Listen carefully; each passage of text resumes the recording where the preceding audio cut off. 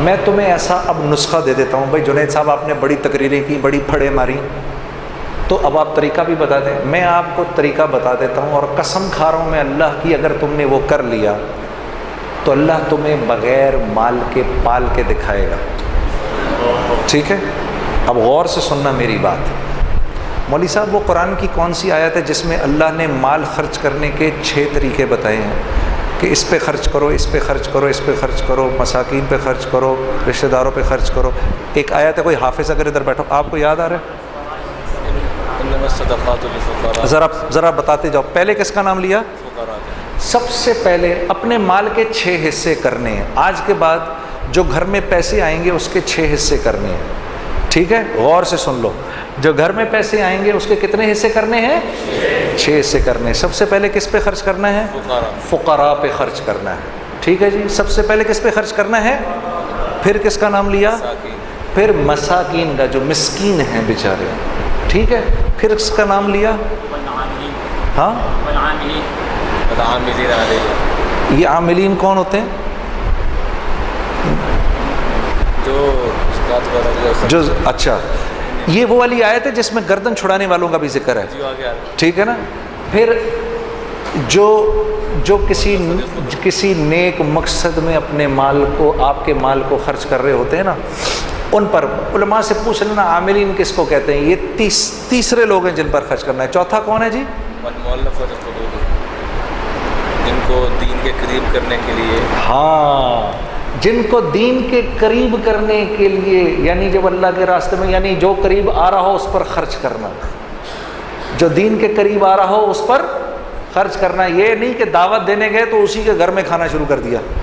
جی ہاں جی, میرا ایک دوست ہے, وہ تو یہ کرتا ہی کرتا ہے, میں اس کو سمجھاتا ہوں نہ کیا کر. وہ جس کے گھر جاتا ہے, سر ہم بیٹھے ہوئے چائے منگوا لیں گھر سے, اندر سے. جس کو دعوت دینے گئے ہیں اسی کے گھر سے چائے منگوا لی. جس بندے نے مجھے وصول کیا تھا, جنید غنی نے, وہ مجھ پر پیسہ خرچ کرتا تھا اتنا کہ میں شرم کے مارے مجھے سمجھ میں نہیں آتا تھا میں کیا کہوں. میں اس کی ہر بات مان لیتا تھا, وہ مجھ پر خرچ کرتا تھا.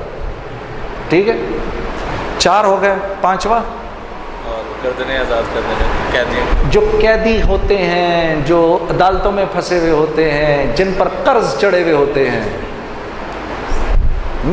اللہ کے راستے. وابن السبیل, اور جو اللہ کے راستے میں ہوتے ہیں. 6 تو یہ ہو گئے. اپنے مال کے کرو 7 حصے, اور 7واں حصہ گھر والوں پر. اب یہ بات تو بڑی, پھر سمجھ لو کہ پاگل ہوں نا. ہاں, کوئی گل نہیں. میرے نبی نے اللہ کا ذکر ایسے ہی کرنے کو کہا کہ لوگ تجھے پاگل ہی سمجھیں. تو پاگل بھی اگر سمجھ رہے تو کوئی بات نہیں. اپنے مال کے کرو 7 حصے, اور اگر تم نے اس طرح مال خرچ کر لیا,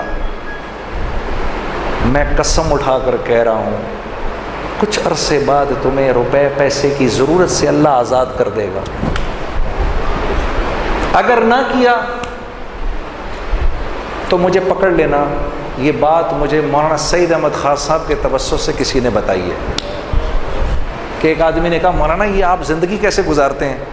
انہوں نے بولا قرآن کی یہ آیت ہے, ان 6 لوگوں پر خرچ کر کے 7واں حصہ گھر والوں کو دے دو.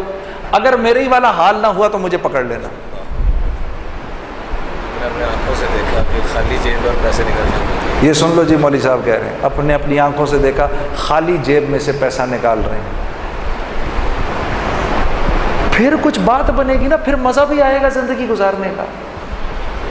ابھی تو اللہ سے لینا سیکھا ہی نہیں, کچھ دیکھا ہی نہیں کہ اللہ کرتا کیا ہے.